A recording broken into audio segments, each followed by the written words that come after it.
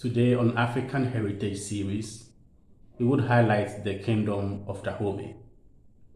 Dahomey was a West African kingdom that existed from the early 17th century to the 19th century. It was made up of the Fon people and the Ajah people. These are speakers of the Gbe language in Africa, as you may know. It became a powerful kingdom conquering other neighboring states and settlements on the Atlantic coast. Well, this was due to a very well-organized army, a military force that was also made up of a special unit, which was made up exclusively of women.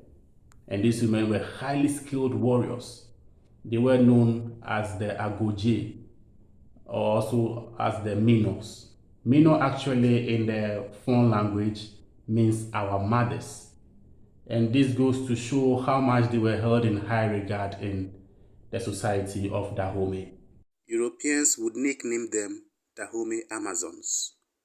They were selected from the ages of 12 to 14 and trained for 10 years before graduating as Agoji.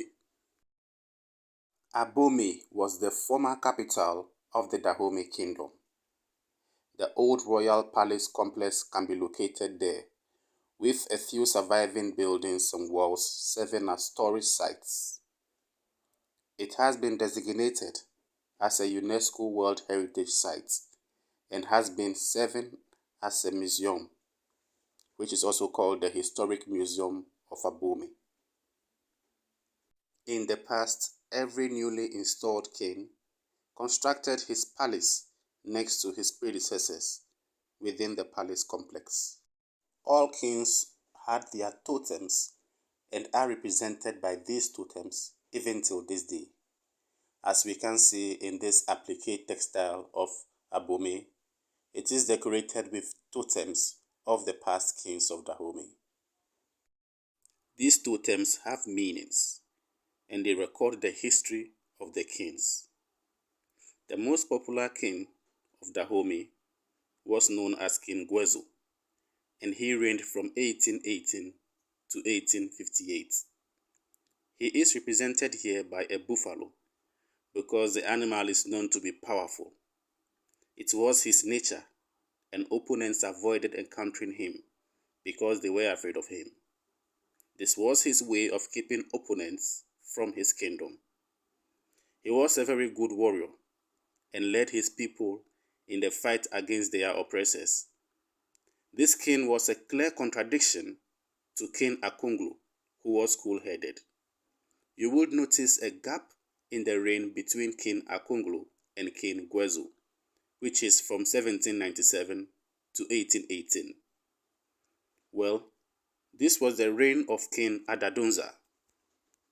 He was toppled by King Gwezo in a coup, and King Gwezo went on to erase him from the history of the kings. This is the reason why his totem is not known. King Adadunza was toppled in the coup because he attempted to end the kingdom's slave trade, which was very established at the time and also in his reign. His decision gave room for dissent within and outside the kingdom, especially from the merchants who benefited from it. This led to his overthrow, and Gwezo had external support channeled through an important Brazilian slave trader called Francis de Souza. He was also supported by other notable local personalities who had an interest in the slave trade. This throws light on the destructive institution of slavery, which took a life of its own. Some African kings, who later realized the toll it was having, risked losing their power in their attempt to stop the practice because of the powerful network of local and foreign elites it created, who benefited from it and will do everything to keep it going. The systems we create become monsters, and slavery was indeed one monster. King Behazi, who reigned from 1889 to 1894, is remembered as the last king of Dahomey. It was in his reign that the kingdom suffered their defeat to France and later became its colony. His reign is marked for the many wars fought against the French army and their allied forces.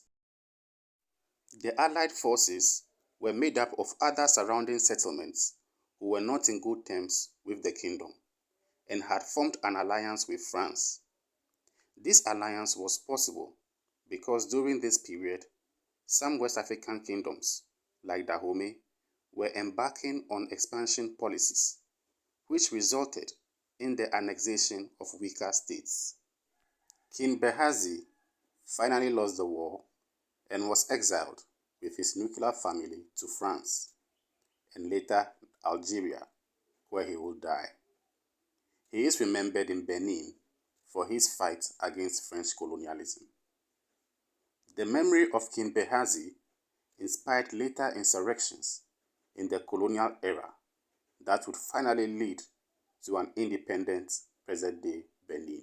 See you on the next episode.